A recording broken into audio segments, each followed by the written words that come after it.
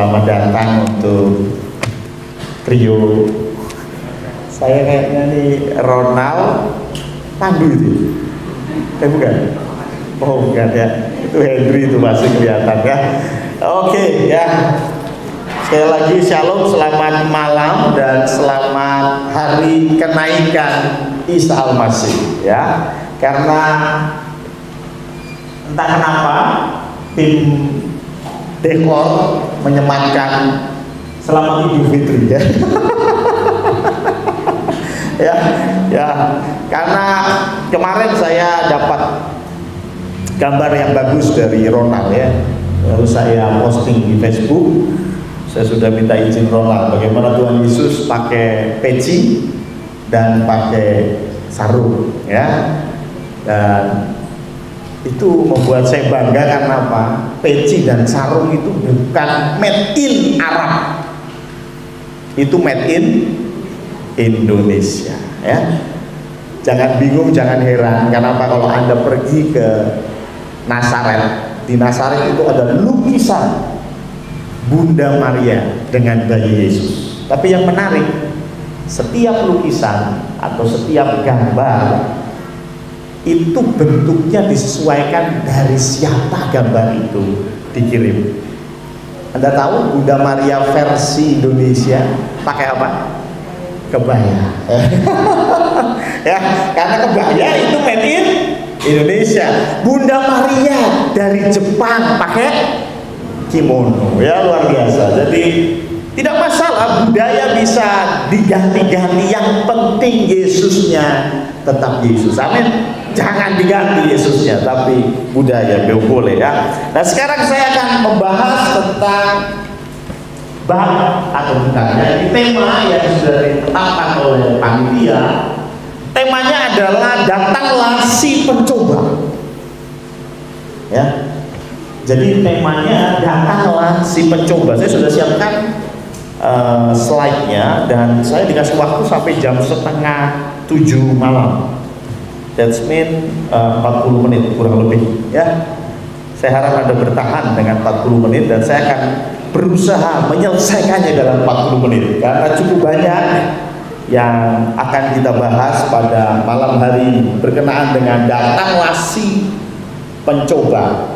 Karena semester ini kita akan membahas dari kitab Matius ya, mulai dari Matius, bagaimana kemarin kita bicara tentang Tuhan Yesus dibaptis dan seterusnya, dan ini kita lanjut Matius 4 ayat yang pertama. Karena itu sangat bagus lah kalau kita baca dulu dari Matius 4 ayat yang pertama yang mendasari tema pada malam hari ini. Matius 4 ayat yang pertama berkata demikian, maka Yesus dibawa oleh Roh kepada gurun untuk dicobai iblis. Jadi Yesus dibawa oleh Roh kepada gurun untuk dicobai iblis. Apa hubungannya sama kenaikan nanti ya? Saya membagi khotbah ini dari 4 poin. Bayangin 4 poin. Dan poin pertama bisa jadi 1.1 ya. 1.2 nggak selesai. Sekarang kita masuk yang pertama dulu. Poin yang pertama adalah siapa si pencoba. Ngapain dibahas itu Pak Pendeta? Sudah jelas, yang mencobai siapa? Iblis. Di Markus 1 ayat 13 juga berkata dicobai oleh iblis. Lukas 4 pasal ayat yang kedua dikatakan juga dan dicobai iblis. Jadi 3 Injil menuliskan bahwa yang mencobai itu iblis. Matius, Markus, Lukas semua menulis kisah ini. Hanya 1 Injil yang tidak menulis kisah ini. Injil apa? Yohanes. Kenapa Injil Yohanes tidak menulis kisah ini? Perlu dipahami di dalam Injil ada 4 Injil dan 3 Injil itu disebut Injil sinoptik. Injil yang melihat dari cara pandang yang sama. Matius, Markus, Lukas Lukas itu bicara tentang bagaimana Yesus yang adalah manusia dibahas dan ternyata dia adalah Allah itu sendiri. Jadi dari manusia dibahas dan kesimpulannya adalah Yesus itu Allah. Tapi Yohanes berbeda. Yohanes membahas dari Allah yang menjadi manusia. Yohanes 1 ayat yang pertama gimana bunyinya? Pada mulanya adalah firman, dan firman itu bersama-sama dengan Allah, dan firman itu adalah Allah. Itu baru ayat pertamanya. Kalau Matius dia bahas silsilah dulu, betul ya? Jadi manusianya. Karena itu kalau kita bicara Yesus dicobai, itu dicobai sebagai manusia, betul? Yesus pasti dicobai sebagai manusia, karena kalau dia Allah, iblis tidak mungkin sebodoh itu. Kira-kira Allah bisa dicobainya? Kira-kira kalau Allah dicobai, Allah bakalan jatuh nggak? Tidak ya.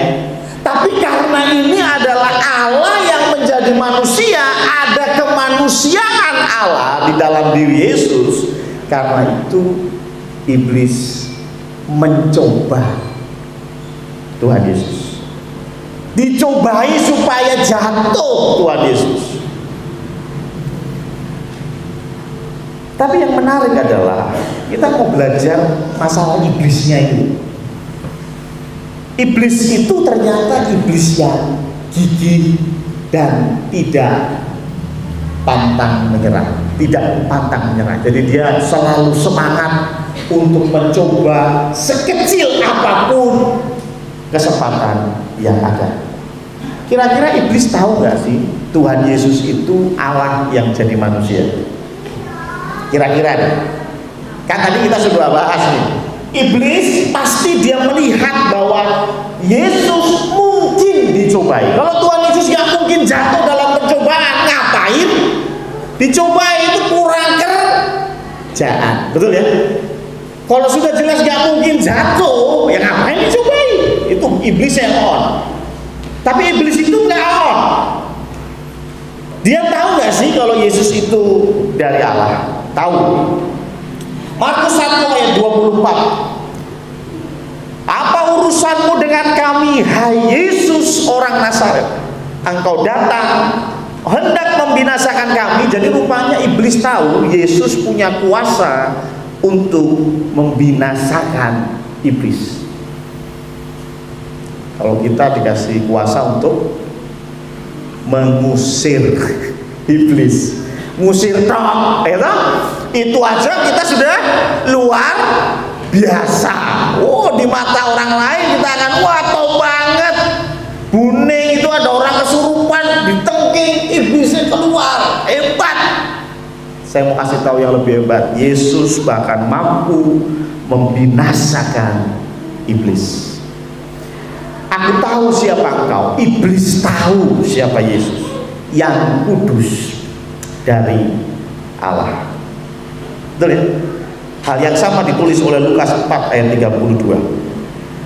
Jadi artinya iblis itu tahu Yesus itu maha kuasa, tahu. Tapi ada sedikit celah, karena Yesus itu juga manusia, maka ada sedikit kesempatan untuk iblis mencobai Yesus. Bagaimana? Sudah mulai membayangkan iblis itu kayak apa? Kalau Budi bertarung dengan Mike Tyson, ya, Budi tinju sama Mike Tyson, kira-kira ada kemungkinan nggak Budi menang? Jangan langsung ngomong enggak dong, kasihan ya. Saya kira adalah ya, ada faktor keberuntungan sedikit lah. Ya mungkin Mike Tyson lagi mau pukul kepleset jatuh, saya nggak tahu ya Budi ya. Tapi ada kemungkinan Budi menang. Ada kemungkinan, tapi kecil banget Bud. Mungkin kalau dalam statistik matematika 0,00001% kamu menang lawan Mike Tyson. Mau nggak? Enggak. Ya, saya mau bertarung kalau kemungkinan menangnya 50%. Betul nggak? Kita mau bertarung, negara lawan negara mau berperang, mereka juga akan hitung-hitung dulu. Kalau kira-kira kemungkinan menangnya kecil, mending nggak usah lah. Tetapi iblis, walaupun kemungkinan menangnya kecil pakai banget, dia tetap mencobai Tuhan Yesus. Jadi rupanya iblis ini gigih sekali. Bahkan ketika iblis ini gagal mencobai Tuhan Yesus, iblis ini selesai atau enggak?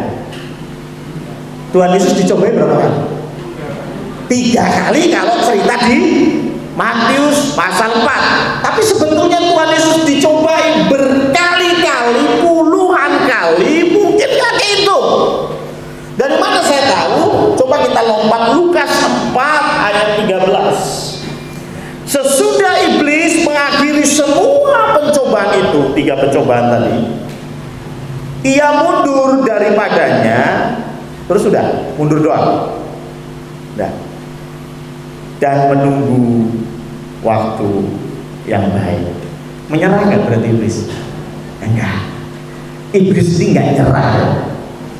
Iblis ini kalah, dia mundur, tapi nggak selesai. Dia menunggu waktu yang baik. Apakah ini hanya gertak sambar? Enggak. Karena Markus 8 ayat 33 bercerita demikian.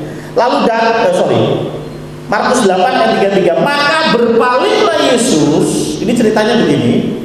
Tuhan Yesus bicara bahwa dia akan disalibkan, dia akan mati, dan dia akan bangkit pada hari ketiga. Tapi Petrus nggak setuju dengan ide Yesus.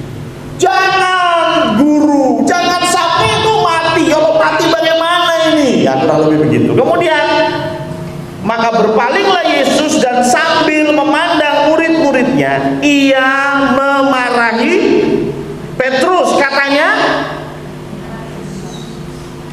berarti Petrus itu iblis kan? Ingat, ini Yesus bicara kepada Petrus jelas. Beda kalau misalnya nih, berarti sedang menghadik orang yang kerasukan. Berarti ngomongnya sama iblis yang ada di dalam. Betul ya? Berarti ngomongnya sama iblis. Hei iblis, makanya jangan heran. Hei iblis, besok nomor yang keluar berapa? Ya, mumpung ono sing kesurupan, takon nomor kan gitu ya. Mumpung kan biasanya begitu. Karena kita tahu yang ada di dalam diri orang itu iblis. Makanya kita ngomong sama iblis, walaupun bentuknya orang lain, mungkin orang yang kita kenal. Kita nggak ngomong Febri, kita ngomongnya Demit, kan begitu ya, walaupun di dalam tubuh manusia. Dicetak deh Febri gitu. Betul ya. Dan ini Tuhan bilang apa? Bahwa dia berkata kepada Petrus, jelas Yesus omong sama Petrus, tapi dia bilang apa? Hanyalah iblis. Kenapa? Sebab engkau bukan memikirkan apa yang dipikirkan Allah, melainkan apa yang dipikirkan manusia. Jadi rupanya iblis ini terus mencobai Tuhan Yesus, tapi pakai manusia yang lain. Ya, berapa banyak di antara kita yang pernah face to face dengan iblis? Oh, nggak ada ya. Tapi pernahkah kita dicobai iblis melalui orang lain? Pernah ya? Saya sering bicara dulu tentang lepet, betul ya? Ya. Kalau yang namanya iblis bentuknya ngeri, gigi mancung, katanya gede, hitam, berbulu, pakai celana hijau, Bu Brenda dideketin langsung lari, betul? Tapi coba kalau yang deketin, kerewokannya rapi gitu ya, kemeja rapi, naiknya Mercy, bagaimana? Wah, nggak mungkin lari itu ya. Lari juga, lari terdekat begitu. Paham maksud saya? Kalau iblisnya itu serem, nggak usah disuruh lari, kita lari. Jadi kalau engkau ketemu pocong, genderuwo, wewe itu, aduh itu kecil. Yang repot itu kalau ketemu dengan orang yang dipakai iblis. Orang itu bisa dipakai iblis, macam-macam. Gak ada angin, gak ada hujan. Ketika belanja lem buat benerin tam yang bocor di gereja, lalu toko tempat beli lem itu bilang, "Mas, perlu nota?" "Perlu." "Ditulis piro?" Betul ya? Oh, itu pencobaan enggak? Halo? Ini sore besi berarti loh. Itu ditulis berapa saja, mau ditambahin 01 pun enggak ada yang tahu. Bahkan ini tukangnya sendiri apa tokonya sendiri yang nawarin, ditulis piro Mas. Betul? Ini berarti ini orang sedang dipakai iblis untuk mencobai kita. Betul? Dan rupanya di dalam pelayanan Tuhan Yesus sering sekali dicobai oleh iblis. Bahkan iblis memakai murid-muridnya untuk mencobai dia. Dan gak hanya itu, setan itu, iblis yang kita hadapi saat ini, itu iblis yang sama yang menghadapi Adam dan Hawa. Artinya iblis itu pengalaman. Siapa di sini yang usianya 6.000 tahun? Gak ada ya? Gak ada. Iblis paling tidak usianya 6.000 tahun. Karena Adam dan Hawa itu 6.000 tahun yang lalu. Bayangin, jadi iblis itu sudah tahu cara menghadapi Henry itu bagaimana, cara menghadapi Cobrut itu bagaimana, bagaimana menghadapi laki-laki, bagaimana menghadapi perempuan, bagaimana menghadapi bencong, tahu. Betul? Di samping dia pengalaman, dia juga gitu. Itu iblis. Dan iblislah yang mencoba. Sekarang yang kedua, poin yang kedua. Tadi kan poin yang pertama ya. Siapa si pencoba? Iblis. Dah. Sekarang poin kedua. Siapa yang berinisiatif? Kembali baca dari Matius 4 ayat 1. Maka Yesus dibawa oleh rohnya besar kecil, artinya Roh Kudus. Yesus dibawa oleh Roh Kudus, boleh ya saya bilang begitu ya, ke padang gurun untuk dicobai iblis. Markus 1 ayat 12 serupa. Segera sesudah itu roh memimpin dia. Lukas 4 ayat 1, Yesus yang penuh dengan Roh Kudus kembali dari sungai Yordan lalu dibawa oleh Roh Kudus. Jelas yang bawa. Tadi di sini WL ngomong bahwa pencobaan itu pasti datang dari si setan. Nah, tapi itu ditulis, siapa yang punya inisiatif itu? Roh Kudus loh. Ini jelas ditulis loh. 3 Injil omong sama. Apa yang disampaikan Bu Arti itu ada di Yakobus 1 ayat 13. Apabila seorang dicobai, jangan ia berkata pencobaan itu datang dari Allah, sebab Allah tidak dapat dicobai oleh yang jahat dan ia sendiri tidak mencobai siapapun. Lalu kalau Allah tidak mencobai, apa yang Allah lakukan? Ada lagunya, lagu kesenangannya Febri. Pujilah Aduh, Tuhan itu Febri kalau setiap doa Selasa dia pasti request lagi itu. Ya, yang lain cuma Febri, yang lain nggak berani. Yang lain takut diuji ya. Waduh, ini lagu berat gitu ya. Tapi Febri ini sukanya lagu ini. Ujilah aku ya Tuhan dan cobalah aku. Selidikilah batinku dan hatiku. Juga di Mazmur 11 ayat 5, Tuhan menguji orang benar dan orang fasik. Jadi Tuhan menguji, tapi iblis mencobai. Apa bedanya? Bedanya apa? Motivasinya. Menguji itu seperti seorang guru yang menguji muridnya. Pengennya lulus apa pengennya gagal? Sak jelek-jeleknya guru pasti dia berdoa, dia bikin soal di dalam pikirannya, dia berharap muridnya bisa jawab. Betul? Nggak mungkin Bu Brenda bikin soal lalu dia pikir kira-kira pertanyaan apa ya yang murid saya tidak mungkin bisa jawab.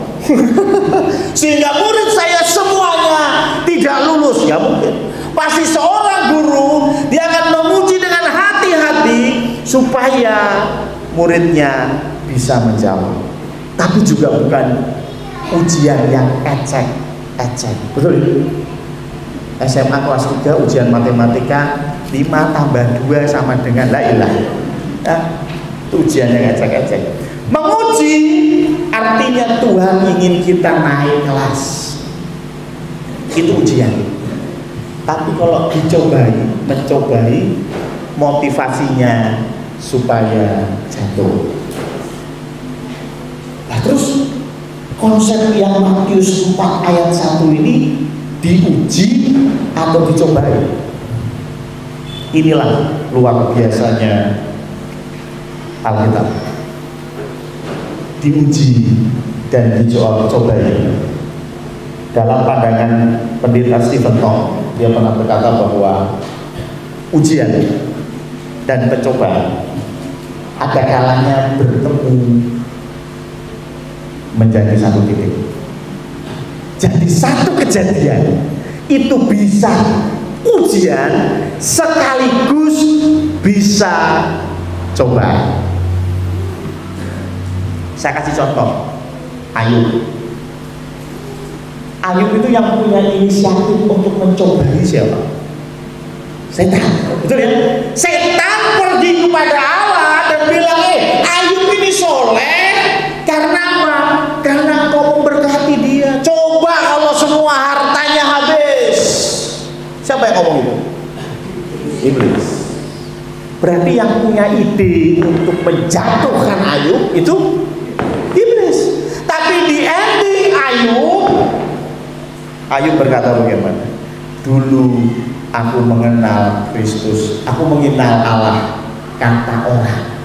Tapi sekarang aku mengenal Dia. Jadi tadinya Ayub itu tidak mengenal secara pribadi kepada Allah. Tapi setelah ujian itu, setelah pencobaan itu, Ayub mengenal Allahnya. Naik kelas berarti? Naik kelas. Padahal yang muncul itu inisiatifnya iblis untuk mencoba. Tapi saya bilang ini hebatnya Allah. Kenapa? Allah bisa mengubah pencobaan iblis menjadi ujian. Betul? Allah bisa, bahkan tanda kutip, Allah bisa menggunakan iblis tanpa iblis sadar dia sedang digunakan. Betul ya? Pernah Anda diperlakukan seperti itu?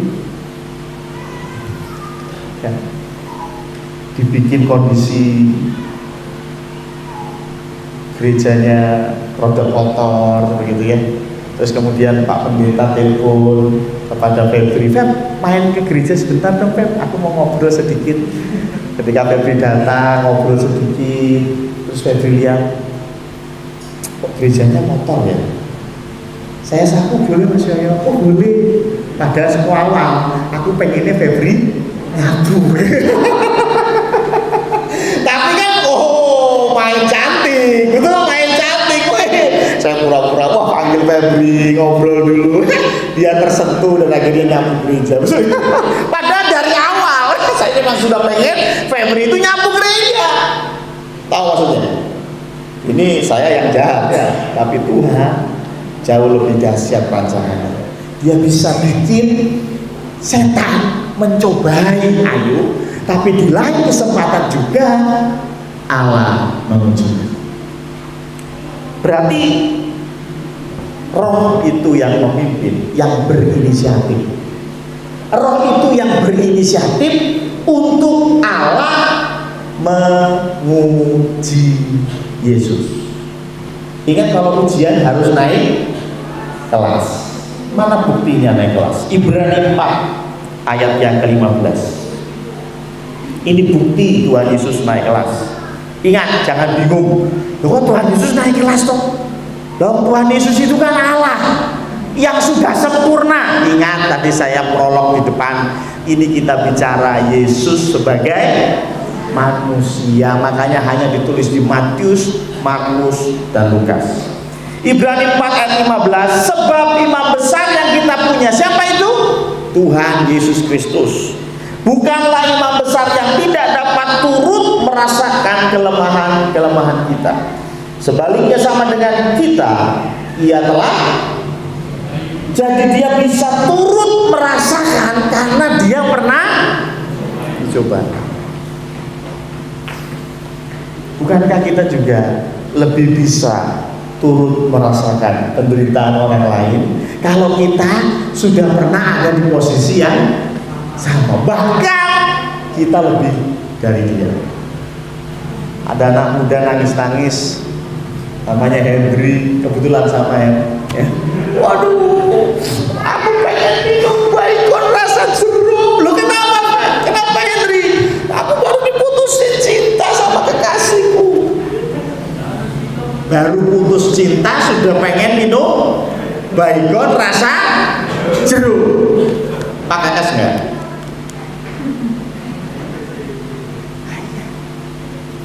Baru berapa kali kamu diputus Henry? 5 kali Pak Pendeta. Udah 5 kali saya diputus sama cewek.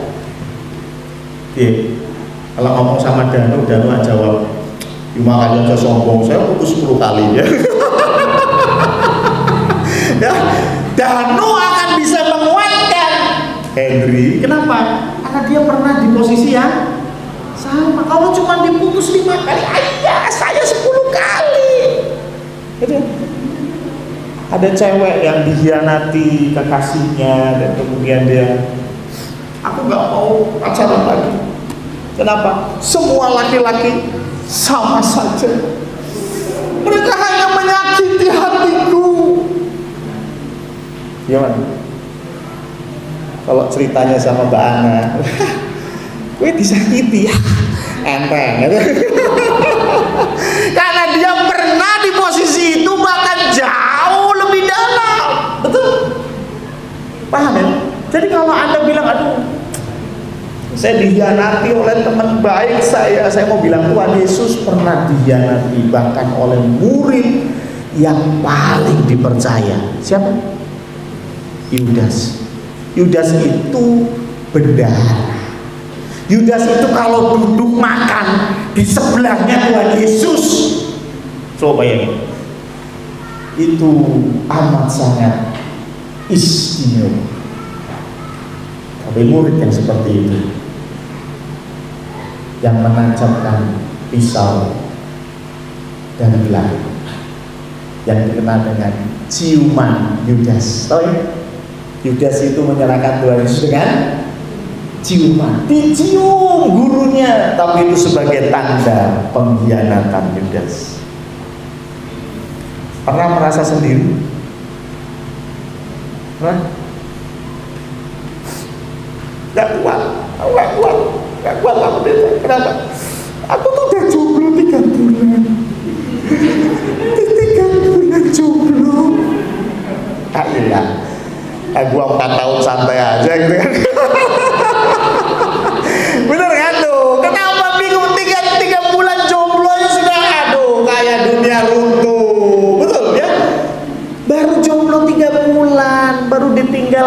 3 bulan Tuhan Yesus pernah merasa sendirian. Pernah.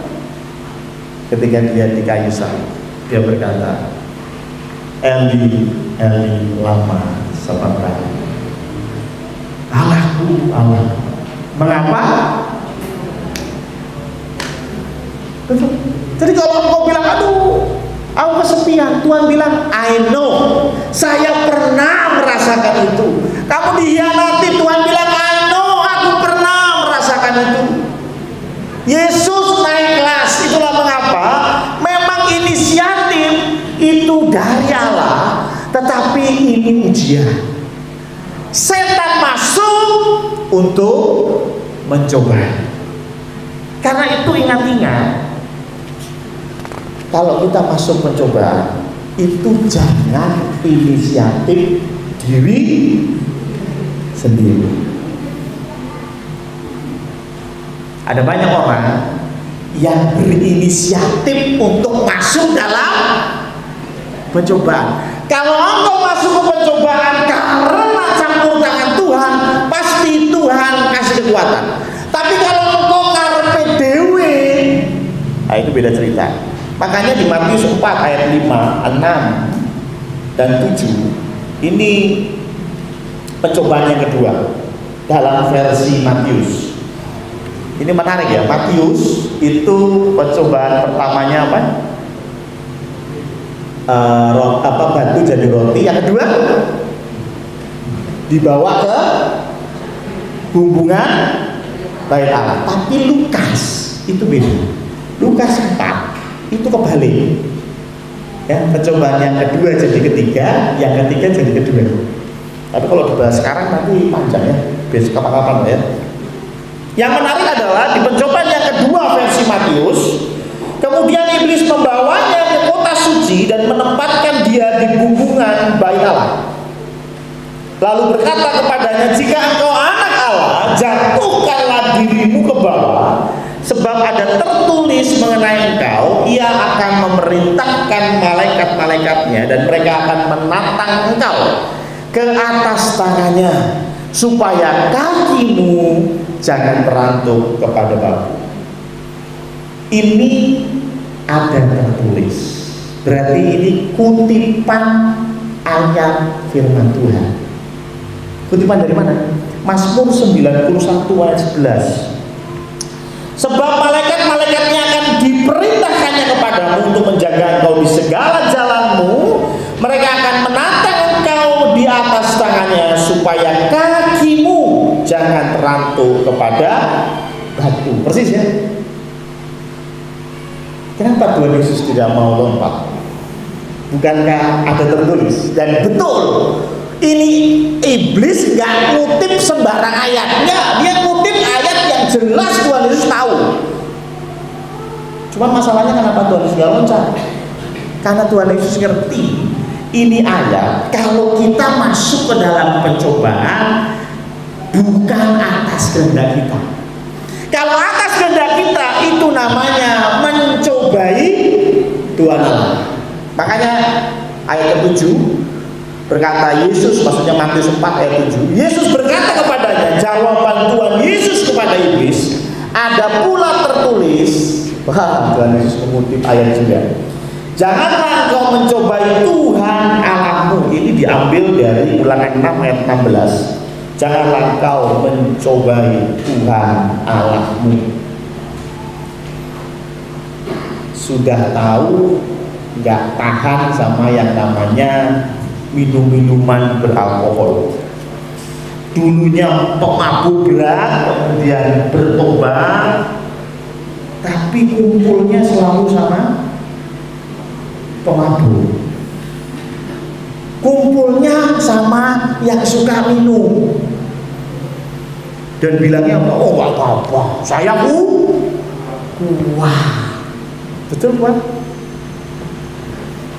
Ingat, kalau engkau terus ada di situ, firman Tuhan bilang apa? Pergaulan yang buruk merusak kebiasaan yang baik. Ya? Engkau dulunya ngerokok, udah kenceng banget, terus berhasil lepas dari rokok.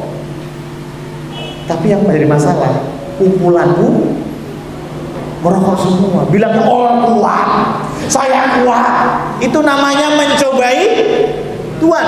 Dan parahnya Mazmur 91 ini waktu awal-awal pandemi ini selalu dikutip oleh orang-orang Kristen, oleh hamba-hamba Tuhan. Beberapa mereka bilang gak usah takut sama corona. Kenapa? Loh, firman Tuhan bilang kita tidak akan dibiarkan sendiri, Tuhan akan menyertai.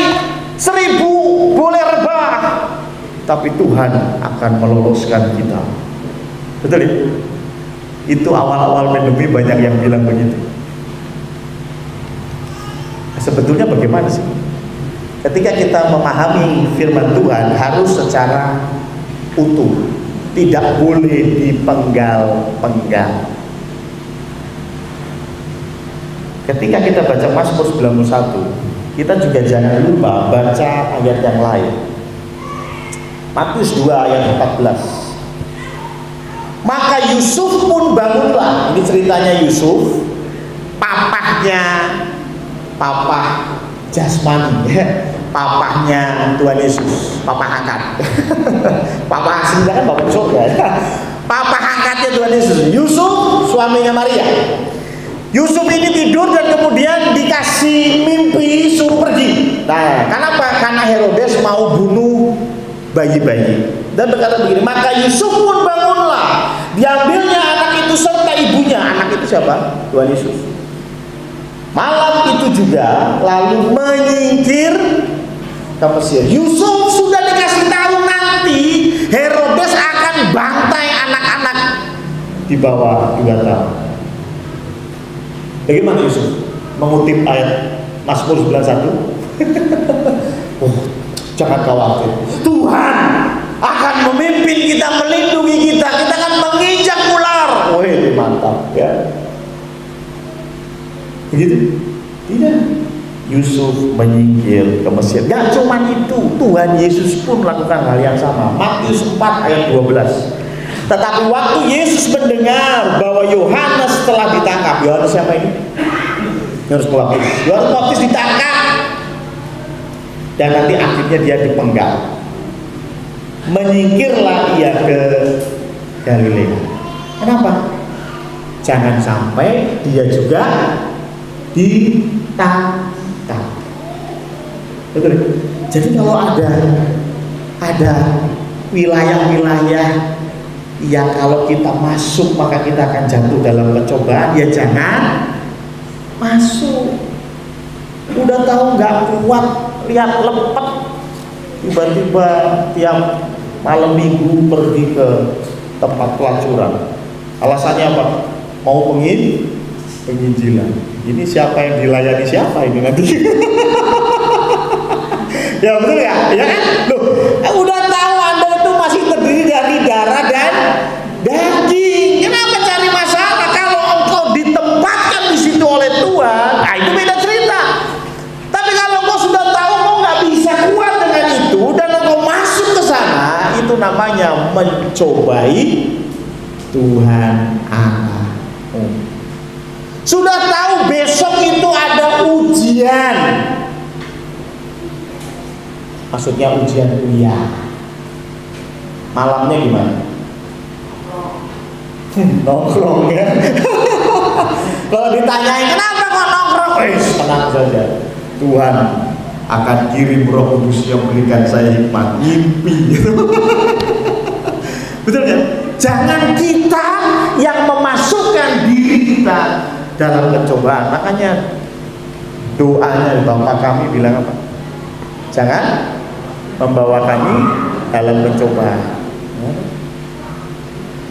Karena Tuhan yang akan membawa kita, memasukkan kita ke ujian demi ujian.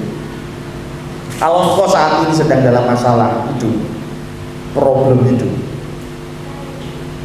coba pikir lagi. Anda ada di situasi ini karena Tuhan yang taruh, atau karena engkau yang mencemplungkan diri dalam pencobaan?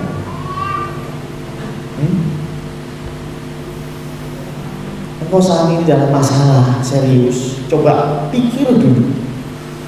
Engkau yang sengaja mencelupkan diri dalam masalah ini, atau engkau nggak tahu dan tiba-tiba ada di pusaran ini.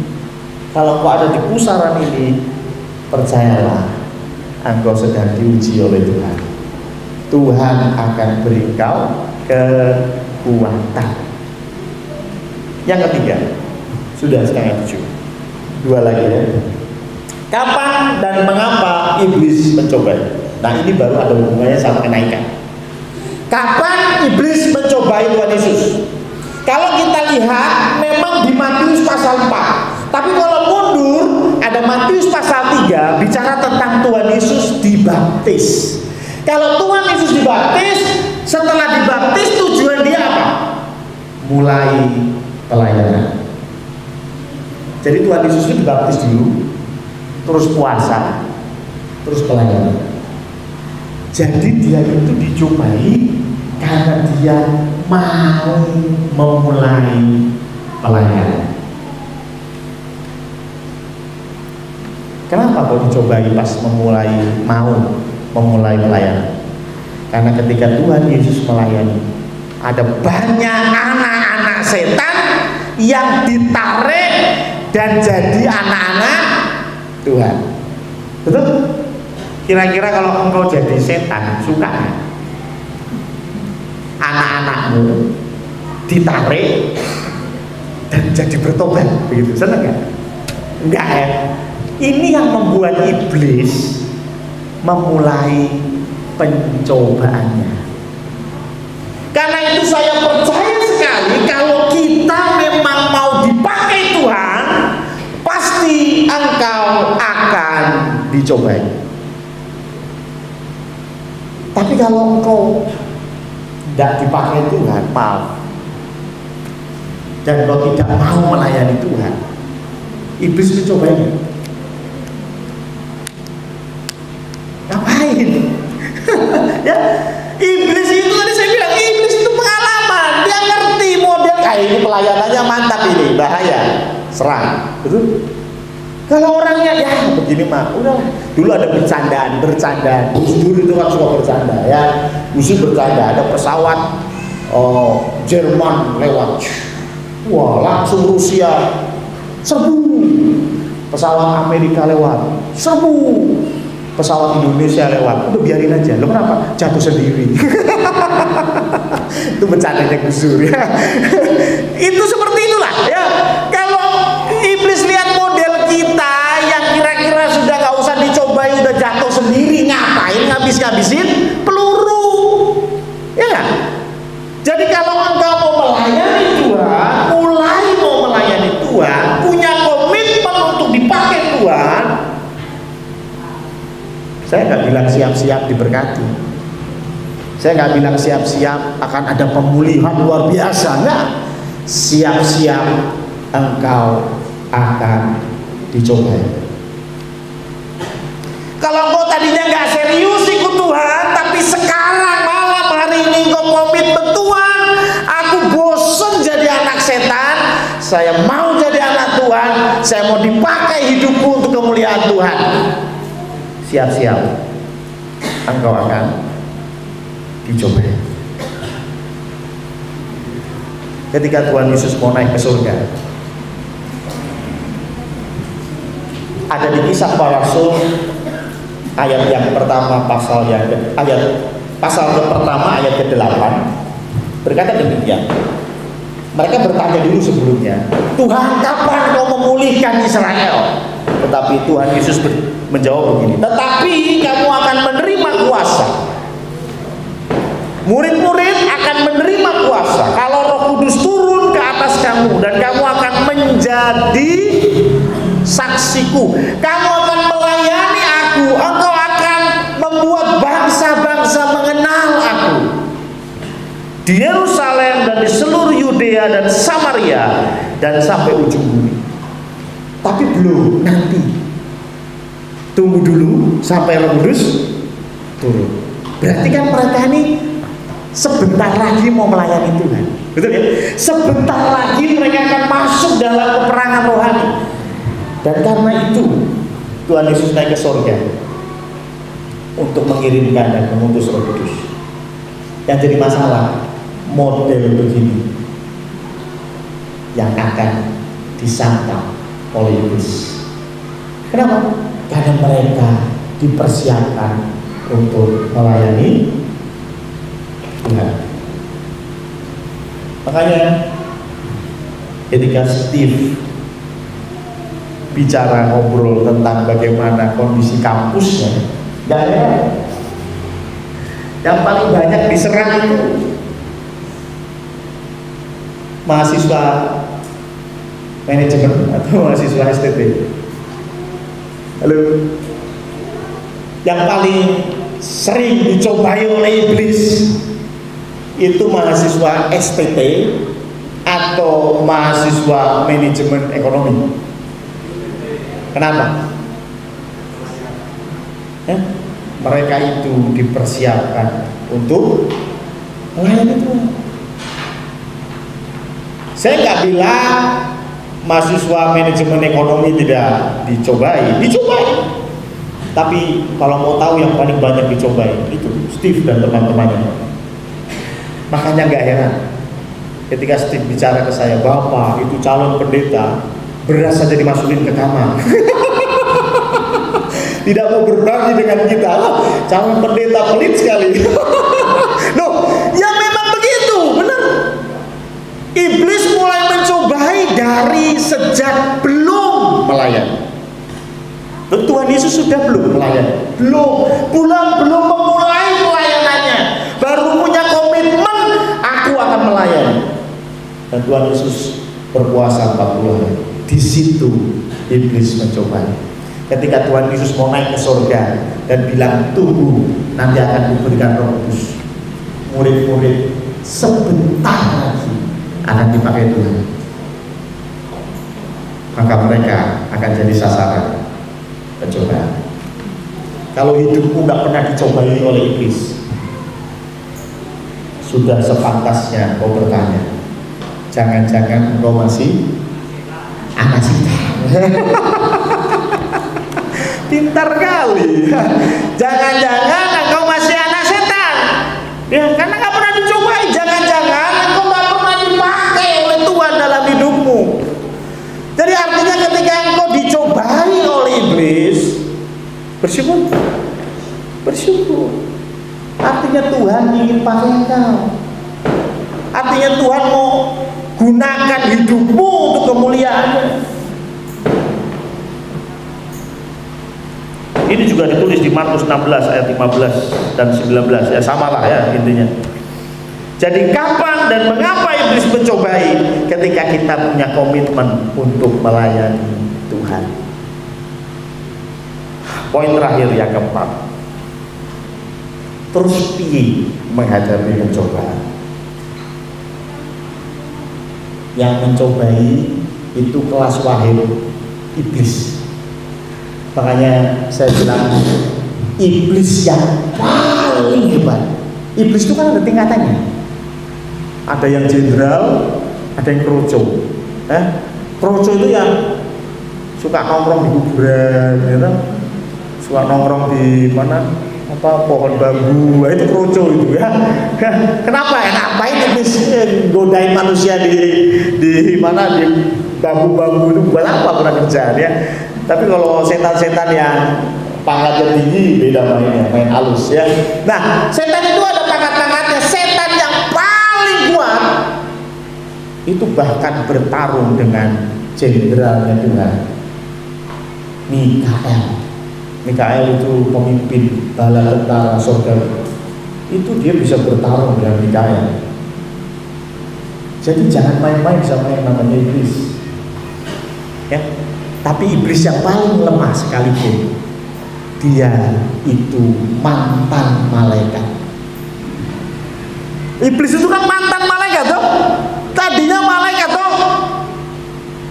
Kalau kau ketemu sama orang yang salaman, saya dulu di Angkatan Darat. Waduh, saya di Angkatan Darat pasukan khusus. Walaupun dia sudah mantan Jangan macam-macam ya. Itu bisa sekali lipat selesai ya, betul kan? Sama halnya dengan iblis. Makanya hati-hati, dan kita harus paham bagaimana cara menghadapi pencobaan. Yang jelas bukan dengan kekuatan kita. Amin. Satu iblis itu bahkan bisa membunuh seluruh umat manusia. Satu iblis. Makanya Ayub itu luar biasa. Maksudnya kisah tentang Ayub. Bagaimana iblis bilang, engkau memagari Ayub.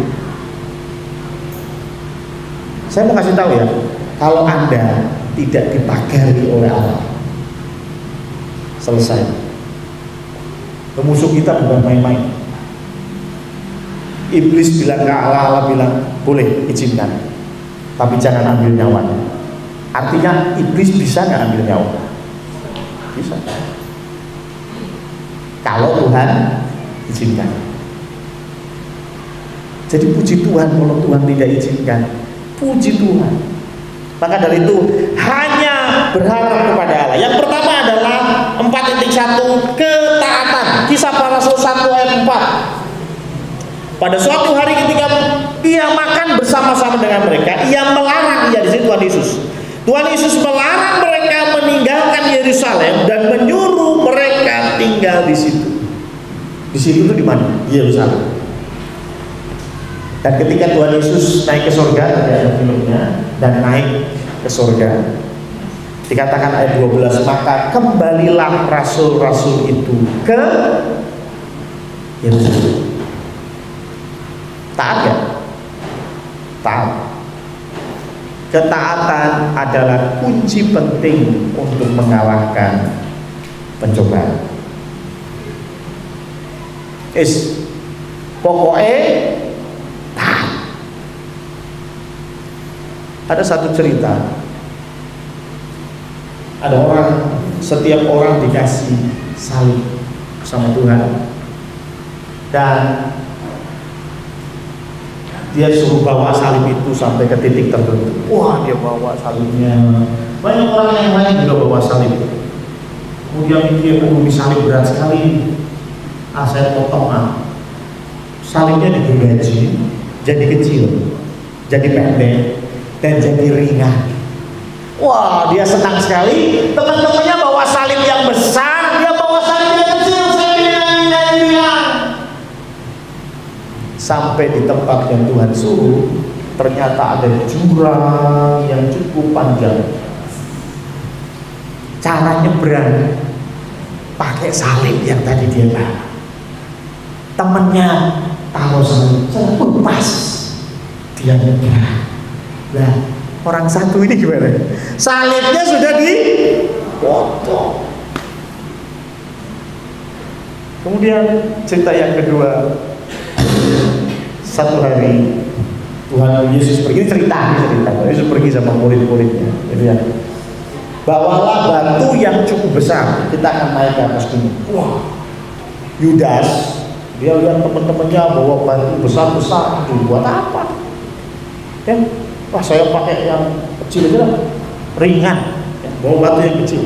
Sampai di atas gunung, Tuhan Yesus bilang, taruh semua batu-batu di depan. Sudah, Tuhan Yesus berdoa, dan batu itu jadi roti.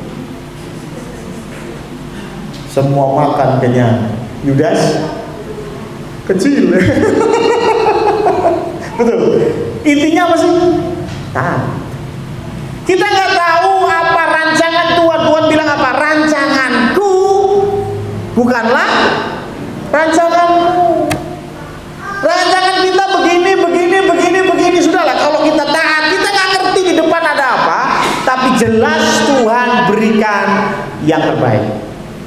Taat, kita bisa mengalahkan pencobaan. 4.2. Firman Tuhan berkata bahwa berjaga-jaga dan berdoa supaya kamu jangan jatuh ke dalam pencobaan. Jadi artinya harus ada doa dan berjaga-jaga. Makanya Di dalam Kisah Para Rasul 1 ayat 14, mereka semua bertekun dengan sehati dalam doa bersama-sama. Mereka berdoa. Jadi 10 hari nunggu Tuhan Yesus kirim Roh Kudus, mereka nggak main kartu remi. Mereka ngapain? Berdoa. Siapa di sini yang berdoanya 1 hari 1 jam? Nggak ada. Saya yakin semua berdoa 3 jam dalam 1 bulan maksudnya. Ya, dalam 1 bulan maksudnya. 3 jam dalam 1 bulan. Betul ya? Susah nggak berdoa? Susah. Tapi berdoa adalah kunci kita untuk bisa menang atas pencobaan. Berdoa dan berjaga-jaga. Berdoanya udah jelas. Harus berdoa, ada komunikasi dengan Allah. Saya tanya, bagaimana cara berdoa yang panjang kali lebar? Ada orang yang bisa berdoa 2 jam. Ada orang yang bisa berdoa 5 jam. Ya, ada yang saya pernah dengar, ada gembala yang berkata bahwa setiap hari dia berdoa 9 jam. Itu nggak beda jauh sama saya. Saya sehari berdoa 8 jam. Bapa kami yang ada di dalam surga. Terus 8 jam kemudian, dimuliakanlah namamu. Artinya tidur 8 jam. Ada gembala yang bilang dia berdoa sehari 9 jam. Oh, mantap. Gimana caranya? Mungkin bisa ya. Saya kasih clue bagaimana caranya. Simpel, saya pernah bilang, Pak, berangkat jam berapa? Tak siapin baju. Udah gitu doang. Itu nggak sampai 2 menit, 3 menit selesai ngobrol itu. Tapi saya mau bilang, itu komunikasi yang buruk. Berarti pasanganmu bukan pribadi yang penting. Kadang-kadang kita bicara sama Tuhan melalui doa kita, ngomongin yang penting. Betul nggak? Tuhan, besok saya mau ke kampus, mau ada ujian skripsi, Tuhan bantu saya. Penting nggak? Penting. Tapi cuma itu doang. Aku doa sama Tuhan, tolong Tuhan, dadaku sakit sudah 3 hari, aku takut sekali Tuhan, Tuhan jamah. Penting nggak? Penting. Tapi kok doa 5 menit selesai. Sampai akhirnya aku bingung mau ngomong apa lagi ya. Betul ya? Disuruh doa 1 jam, 5 menit selesai, mau ngomong apa lagi ya. Berarti Anda belum punya hubungan yang dekat dengan Allah Bapa. Ingat, kemarin kita belajar Roh Kudus itu pribadi. Kalau engkau cuma ngomong sama Roh Kudus hanya pas ada perlunya, gua nggak mau jadi Roh Kudus. Kalau Henry ngomong sama saya pas ada perlunya doang, sorry Hen, lu gue betul? Ya. Tapi kalau kita bisa curhat sama Tuhan tiap hari ngapain aja, luar biasa dan lain sebagainya, oh itu komunikasi yang indah dan itu bisa makan waktu, betul? Ada ngobrol cengeng-cengengnya sama teman-teman bisa 2 jam, dan itu yang membangun hubungan antara engkau dan Bapa, engkau dan Roh Kudus. Salah satu tema dalam PDP adalah berdoa. Kita akan berdoa dan membahas salah satunya adalah doa yang bertele-tele. Apa yang bertele-tele? Tele jauh, berarti bertele-tele. Nah, makanya nanti datang ke PDP ya. Jadi yang pertama tadi masalah doa. Doa harus kita punya komunikasi secara pribadi dengan Tuhan. Ngomong semuanya, curhat kalau ngidul gak apa-apa. Tapi yang kedua, berjaga-jaga. Gimana caranya berjaga-jaga? Saya kasih contoh. Mas Danu mau pergi ke Jogja misalnya. Terus khawatir nanti kalau ini lebaran tutup semua. Ya, hari ini saya muter-muter cari warung yang buka, cuma ada warungnya Bu Harti. Jadi saya sama Steve pergi ke warung Bu Harti ya, karena tutup semua ya. Nah kalau misalnya Danu nih mau pergi ke Jogja pas hari lebaran gitu ya, kemudian aduh nanti kalau di jalan lapar bagaimana? Lalu sang istri bilang, untuk berjaga-jaga digawani makanan, betul kan? Kalau untuk berjaga-jaga dibawain bedil, buat apa? Bedil ini kasusnya adalah lapar, betul ya? Maka dari itu berjaga-jaganya yang makanan, betul ya? Artinya makanan itu yang bisa digunakan untuk berperang melawan lapar. Nah sekarang ketika berperang melawan pencobaan, berperang melawan iblis, Tuhan Yesus pakai apa? Pakai apa? Ada tertulis. Matius 4 ayat 4, Matius 4 ayat 7, Matius 4 ayat 10. 3 pencobaan semua dimentahkan dengan ada tertulis. Berarti pencobaan bisa dikalahkan, dipatahkan melalui firman. Berarti kalau kita disuruh berjaga-jaga itu gimana? Ya maca firman Tuhan. Kalau kau tidak baca firman Tuhan, si pencoba tadi datang, iya. Mau omong ada tertulis. Saya mau tanya, iblis apal firman Tuhan? Ya.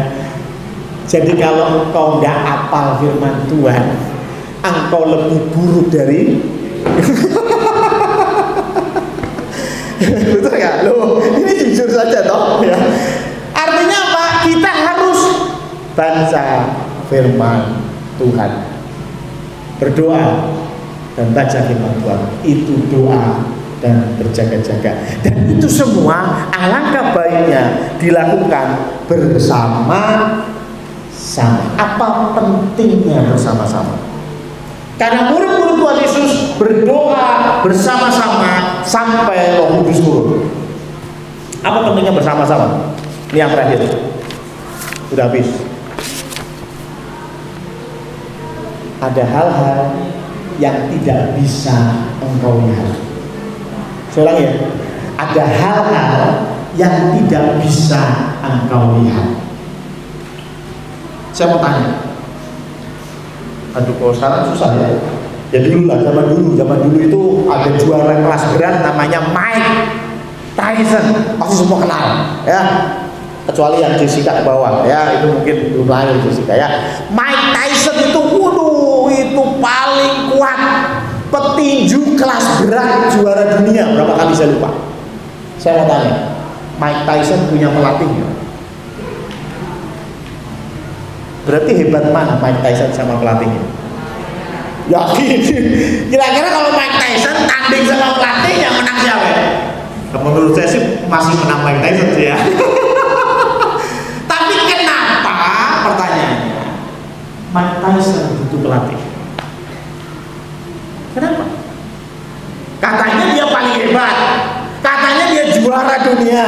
Kenapa dia perlu pelatih? Sederhana, ada hal-hal yang tidak bisa dilihat oleh Mike Tyson.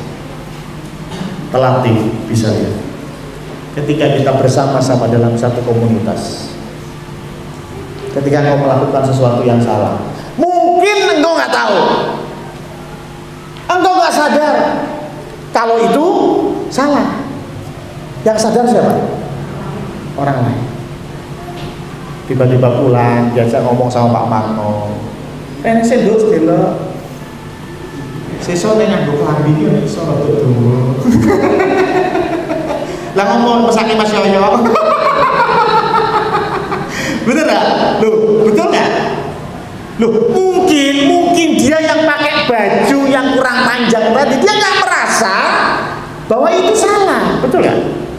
Tapi orang lain bisa melihat itu. Itu pentingnya bersama-sama, saling mengingatkan. Hei, kamu sudah mulai melenceng. Hei, kamu sudah mulai meninggalkan firman. Hei, kamu sudah mulai. Terkadang, aduh, setan itu pencobaan yang paling besar bukan ketika angin puting beliung menghantam. Kayak cerita ya tentang monyet ya.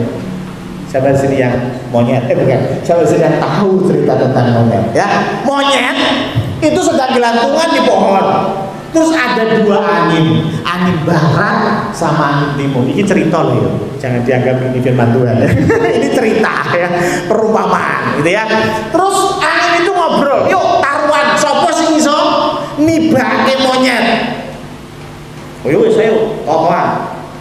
Angin barat mulai, wah dia hantam dengan angin besar, monyet pegangan kenceng, jatuh nggak? Enggak. Lalu angin timur, sepoi, mulai kan? Aduh enaknya, tiba-tiba jatuh. Betul ya? Pencobaan yang paling besar bukan ketika ada tembok besar, ada batu raksasa di hadapan Anda. Terkadang pencobaan yang berbahaya ketika ada kerikil-kerikil kecil dalam langkah. Dan itu yang bisa melihat kadang-kadang orang lain. Ya, kita nggak melihat itu karena terlalu kecil, tapi orang lain bisa ingatkan, bro, hati-hati, mbak, hati-hati, bu, hati-hati. Itulah pentingnya kita bersama-sama. Amin.